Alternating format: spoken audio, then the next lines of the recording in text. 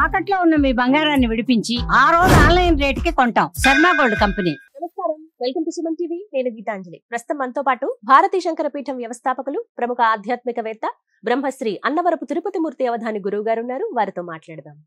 గురుగారు నమస్కారం అండి. ఓం శ్రీ మహాగణాధిపతయే నమః. గురుగారు, శ్రీ యంత్రం గురించి ఒక వీడియో ఆల్రెడీ చేస్తున్నాము. అవును. కామెంట్స్ లో కొంతమంది ప్రేక్షకులు కొన్ని ప్రశ్నలు అడిగారండి. ఇప్పుడు శ్రీ యంత్రం మేము తీసుకోవాలనుకుంటున్నాము, ఇంట్లో పెట్టుకుంటాము, మీరు చెప్పినటువంటి చిన్న చిన్నవి పాటిస్తాం, అయితే ప్రత్యేకమైన నియమాలు ఉన్నాయా? ఒకవేళ ఉంటే గనక అవేంటి? దాంతో పాటుగా శ్రీ యంత్రం ఇంట్లో పెట్టుకున్నప్పుడు పలానా నామాలతోనే పూజించాలి అమ్మవారిని అంటూ ఏమన్నా నియమం ఉందా? వాటి గురించి వివరించండి అని అడుగుతున్నారు. తప్పకుండా అమ్మా. ఇంతకు ముందు కూడా మనం చెప్పుకున్నాం, అది బ్రహ్మ విద్య అని చెప్పి.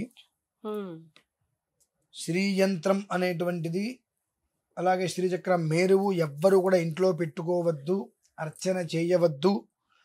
దాని యొక్క స్థితిగమనాన్ని మీరు తట్టుకోలేరు, దాన్ని మీరు కాపాడుకోలేరు. దానికి ఆరాధన చేయాలంటే పంచదశి షోడశి అనేటువంటిది ఉపదేశం, పూర్ణ దీక్ష ఉంటే తప్పితే అర్హతలు లేవు. కాబట్టి పరమాచార్య స్వామి వారు చెప్పిన మాట కాబట్టి దాని జోలికి వెళ్ళవద్దు అని మనం చెప్పుకున్నాం. కానీ ధనానికే ఇంధనం శ్రీచక్రం. మరి అది ఏ ఇంట్లో అయితే కనుక కొలువై ఉంటుందో ఆ ఇంట్లో మరి ధనానికి లోటు ఉండదు. అది 200% వాస్తవం. మరి చాలామంది మనం దానికి ఒక ప్రేమ లాంటిది ఇద్దామని అనుకున్నాం, ప్రత్యేకంగా ఏమి ఎక్కలేదని చెప్పి. అయినప్పటికీ కూడా మనస్సు దృష్టి కేంద్రీకరించి ఒక 4-5 నిమిషాలు అమ్మవారి దగ్గర కూర్చుంటామండి మేము. అంతటి శ్రీయంత్రం అనేటువంటిది ధనానికే ఇంధనం. ఆ శ్రీయంత్రం అనేటువంటిది నా ఇంటికి వస్తున్నప్పుడు, ఇక నా ఇల్లు గృహమే కదా స్వర్గసీమ అన్న స్థితిలో ఎప్పుడు చూసినప్పటికీ కూడా సిరుల పంట అన్నట్టుగా సంతోషం సౌహార్ద్యం వెరివిరుస్తూ ఉంటుంది నా ఇంట్లో. మరి ఒక్క 4 నిమిషాలైనా నేను అమ్మవారి దగ్గర కూర్చొని చేయడానికి నాకు ఓపిక నాకు ఉంటుంది, చేసుకుంటాను అని అంటే విశిష్టమైనవి 16 నామాలు ఇస్తానమ్మా. 16 నామాలు విశిష్టమైనవి. ఆ 16 నామాలలో జీవితంలో ఉండేవి, ఉండబోయేవి అన్ని కూడా అందులో నిక్షిప్తమై ఉంటాయి. జాగ్రత్తగా గమనిస్తే ఆ 16 నామాలు నేను ఇది చెప్తాను, అది అందరూ తీసుకోవచ్చమ్మా. అలాగే గురుగారు, వివరించండి ఆ నామాలు ఏంటి? ఓం ఐం హ్రీం శ్రీం లలితాంబాయై నమః. ఓం ఐం హ్రీం శ్రీం త్రిపురాంబాయై నమః. ఓం ఐం హ్రీం శ్రీం జగదంబాయై నమః. ఓం ఐం హ్రీం శ్రీం కమలాంబాయై నమః. ఓం ఐం హ్రీం శ్రీం తేజోరూపిణ్యై నమః. ఓం ఐం హ్రీం శ్రీం సంపదకారిణ్యై నమః. ఓం ఐం హ్రీం శ్రీం కరుణానిలయాయై నమః. ఓం ఐం హ్రీం శ్రీం పాలిన్యై నమః. ఓం ఐం హ్రీం శ్రీం శూలిన్యై నమః. ఓం ఐం హ్రీం శ్రీం శూలధారిణ్యై నమః. ఓం ఐం హ్రీం శ్రీం పరశివకామిన్యై నమః. ఓం ఐం హ్రీం శ్రీం సర్వసిద్ధిప్రదచక్రనివాసిన్యై నమః. ఓం ఐం హ్రీం శ్రీం విజయప్రసాదిన్యై నమః. ఓం ఐం హ్రీం శ్రీం విశ్వవినోదిన్యై నమః. ఓం ఐం హ్రీం శ్రీం కల్మషమోచన్యై నమః. ఓం ఐం హ్రీం శ్రీం ఆశ్రితరక్షిణ్యై నమః. ఇవి 16 నామాలమ్మ. ఇందులోనే ఉన్నాయి కదమ్మా. తేజరూపిణి ఇందులోనే ఉంది, సంపదకారిణి ఇందులోనే ఉంది, పరతత్వాత్మని ఇందులోనే ఉంది, శివకామరూపిణి ఇందులోనే ఉంది, సకలం ఉన్నాయి. కల్మషమోచని, అసలు మనిషికి ఉండరాంది అది నాకు తీసేయమని చెప్పి. ఆశ్రిత రక్షిణి, అందరినీ కూడా రక్షించేటువంటి తల్లి అని చెప్పి. అంటే ఈ 16 నామాలతో కుంకుమ వేయండి, అక్షతలే వేయండి, పసుపే వేయండి, ఈ ఏదైనా వేయండి. ఈ 16 నామాలు దర్శనం చేసుకొని నమస్కారం చేసుకొని ఓ పండు ఫలమని నివేదన పెట్టండి.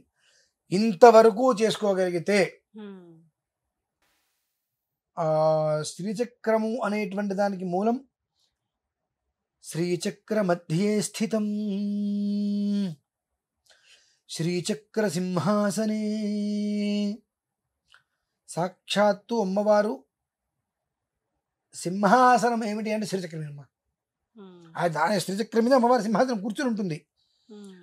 అటువంటి ధనానికే ఇంధనం అయినటువంటి ఒక శ్రీయంత్రం అనేటువంటిది ఏదైతే ఉంటుందో అది లోహ సదృశం కానటువంటిది, అపూయమైన సదృశమైనటువంటిది ఇంట్లో ఉంచుకొని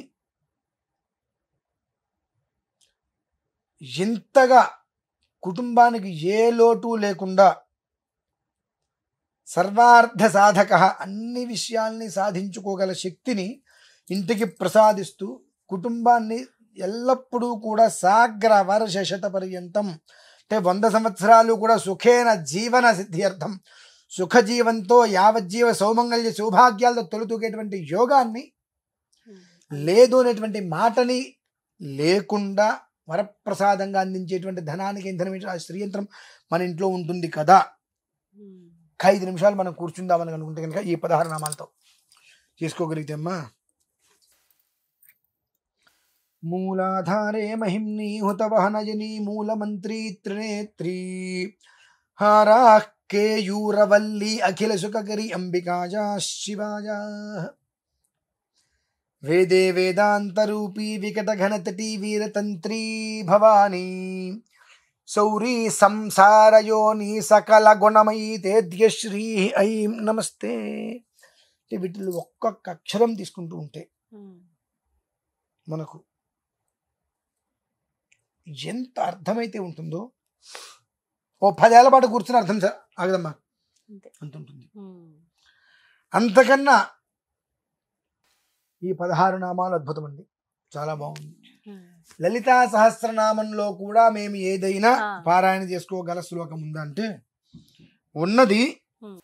అత్యంత జాగ్రత్తగా చేసుకోగలిగితే నిర్లేప నిర్మల నిత్య నిరాకార నిరాకుల నిర్గుణ నిష్కల శాంత నిష్కామ నిరుపప్లవా ఈ శ్లోకం.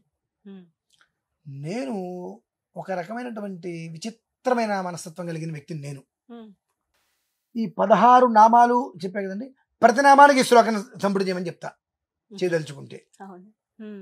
అంతే కదండి. ఇప్పుడు ఆ శ్లోకం గురించి అర్థం తీసుకుంటే ఆశ్చర్యపోతాం మనం. అంటే ఏముందండి, నిర్లేప నిర్మల నిత్య. నిర్మలం అనేటువంటి జీవితం నిత్యము రావాల్సిందేగా, ఖచ్చితంగా ఉండాలి. అది కావద్దు మనం అయితే అనుకోం కదండి. అలా నిరాకార నిరాకుల. నిరాకుల అంటే ఎన్నున్నాయి, ఏది కూడా ఇది పనికిరాంది అనేటువంటిది నా జోలికి రావద్దు, ఇది మంచిది అంటే నా దగ్గర నుంచి వెళ్ళొద్దు. అలా నిర్గుణ నిష్కళ శాంత, ఎప్పుడు మనస్సు ప్రశాంతంగా దుర్గుణం అనేటువంటిది లేకుండా ఎప్పుడు సాత్విక గుణం ప్రతి మనిషి ఎందుకు కూడా ఉండేటట్టు యోగాన్ని నాకు ప్రసాదించు.